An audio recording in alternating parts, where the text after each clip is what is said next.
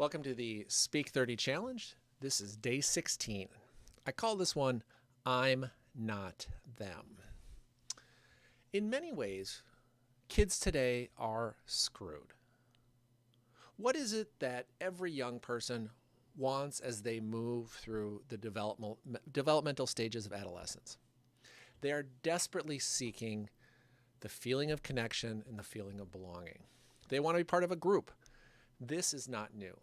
This is what has been happening to teenagers as long as there have been teenagers. This is why girls all go to the bathroom as a group and boys join gangs.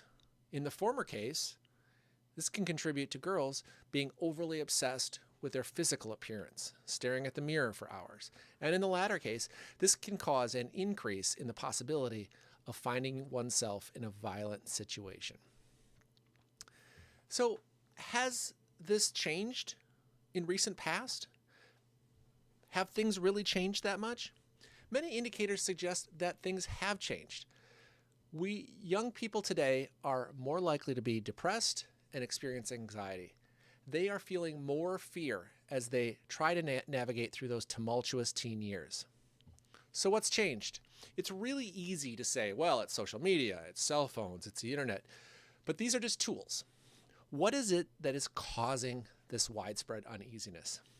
I would argue that it is the expanded opportunity for comparison.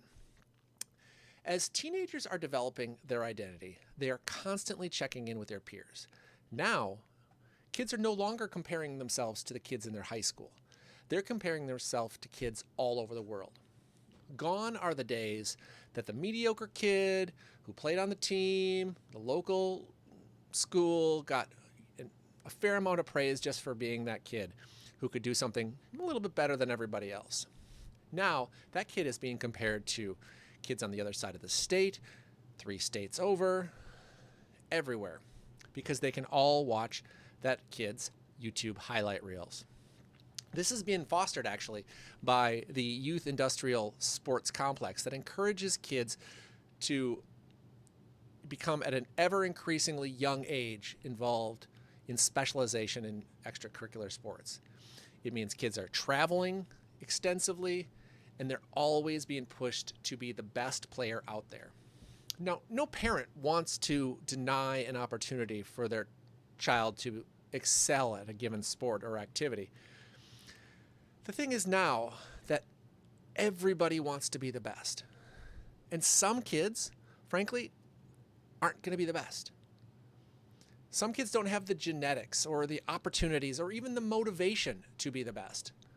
And the best used to be considered the kid down the street that was really good. But now it's the kid in Southern California who every weekend travels around the world to compete at their sport.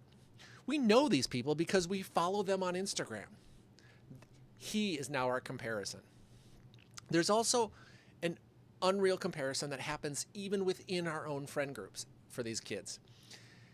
In this day and age, it's not uncommon for teenagers, especially girls, to spend hours taking hundreds of photos just to get the 1 or 2 perfect photos and then run those photos through even more filters on their phone to make it absolutely perfect. Back in my day, if you took a picture, the quickest turnaround you could get was a 1-hour photo place that you could drop your film off at. Now it's instant. You can have hundreds of pictures out there and just keep the one. And this means that every photo a kid sees are the best case scenario of that person at any given moment. This leads to almost a photo arms race. We need to explain to our kids that most people in life aren't living always in a best case scenario mode. This gets to my main point that I wanted to make today. The point I want to make is that we need to instill an idea that I'm not them in kids. It reminds me of the Jordan Peterson rule for life that says, compare yourself to who you were yesterday, not to who someone else is today. How do we resolve this problem?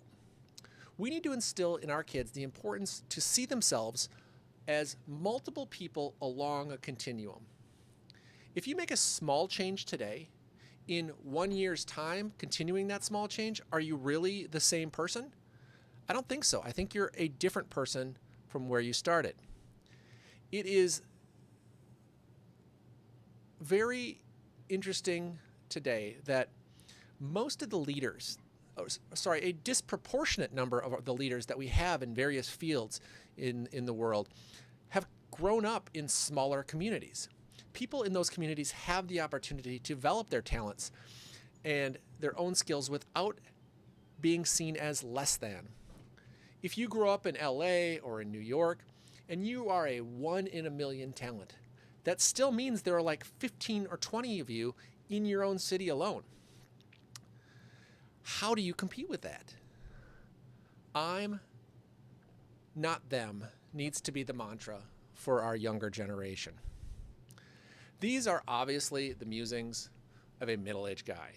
I remember what it was like, the feeling of conformity as a teenager. Heck, I actually remember the feeling of a conformity in my 20s, 30s, and 40s. So it's easily said, but hard to do. But we need to promote the idea that we are on a journey to our kids. We need to imagine the person we could be tomorrow and see that they can be better than the person we are today or yesterday. I'm not them, I'm me. Thank you.